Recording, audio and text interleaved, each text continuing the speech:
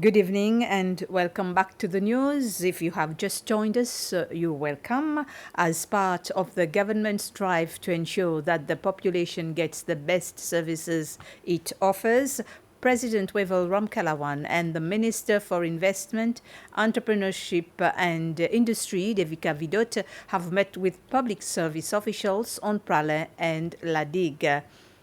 They've been encouraged to give their best in the work, which the President and Minister Vidot said can facilitate the ease of doing business on the two islands. Both said that this is very important as there are more private businesses on Prale and Ladig compared to services offered by the government. This follows similar meetings on Mahé. The Minister for Youth, Sports and Family Affairs, Marie-Céline Diallo, says administrative work is ongoing to pay child-minding financial support to athletes who took part in the recent Indian Ocean Island Games. She was answering a question from the leader of the opposition in the National Assembly, Sébastien Pillet, as to why some payments have not been made yet. She also adds that only 3 out of 14 federations have their claims still not being processed.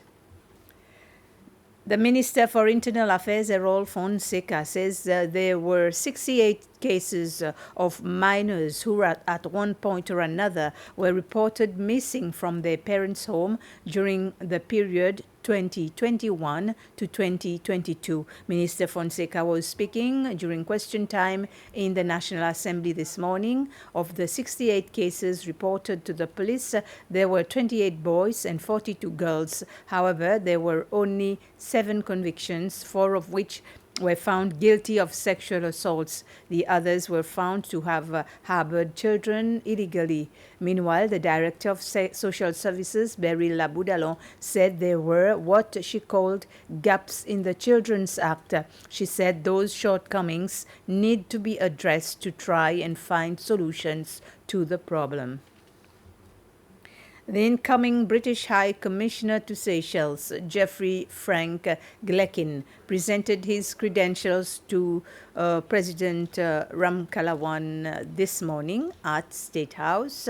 Environmental protection, good governance, cultural exchanges, and education were some of the main topics that Mr. Glekin discussed with the President.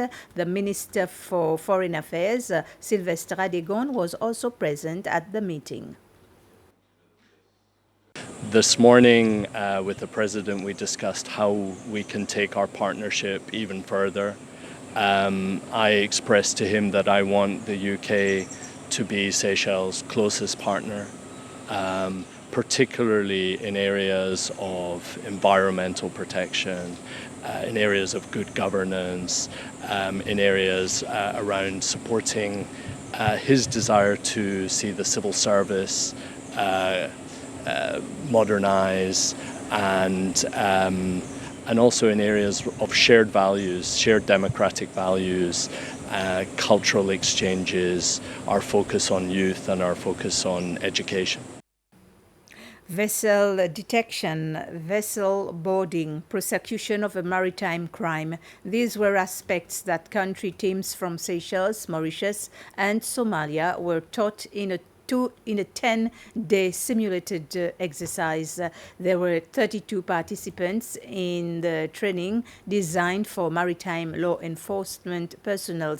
It was the Global Maritime Crime Program traveling team of experts that facilitated the maritime rule of law exercises at its Advanced Regional Training Center here in Seychelles. Upon completion of the training, the participants today received their certificates. The program has now repositioned itself to address a whole lot of maritime crimes, to include transnational crime, illegal fishing, human trafficking, drugs, financial flows, illicit financial flows. And the good thing is this program is you have a training hub in Seychelles. So this is really of great importance to the Indian Ocean region. The training provided very specific elements such as detection of vessels, suspicious vessels, how to do sound boarding of these vessels in a safe manner. So by having different countries participate in a regional exercise like this, what it helps is to ensure capacity building across the region. Don't forget, there is the Indian Ocean Forum on Maritime Crime, of which 22 member countries are members, including Seychelles and Mauritius, which tells you the importance of this issue.